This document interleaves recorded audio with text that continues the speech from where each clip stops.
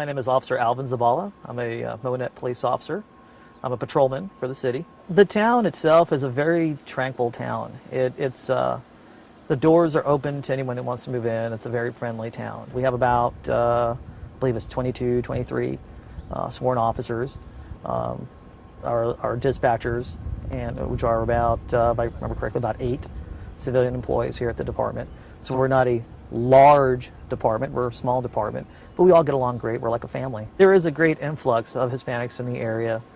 Unfortunately, what you find more often than not is that they are actually undocumented workers. The community itself is pretty open and pretty understanding, but we do have that problem where there are a lot of undocumented people that do work here.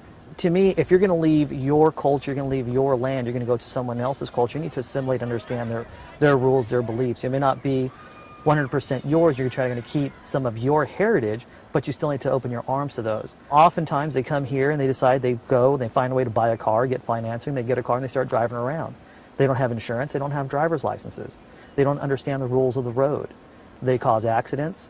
We just had one gentleman here not too long ago that was a Hispanic gentleman, undocumented, no driver's license, had been drinking, caused an accident where he sent several people to the hospital. He's got felony warrants.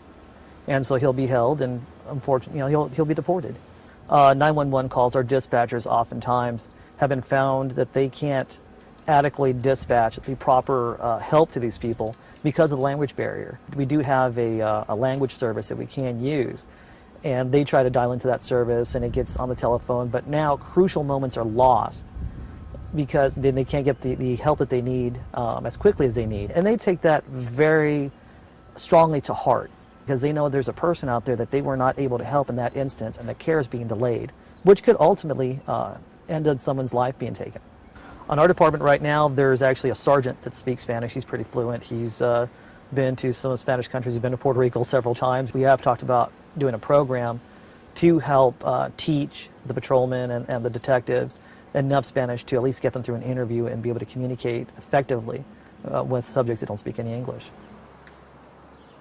With our country, it was founded on a bunch of different cultures, and that's what made our country strong. That's what made us all Americans bind together. You might have a Texan, you might have a Californian, you might have someone from Georgia. The one common flag we all carry is the United States flag.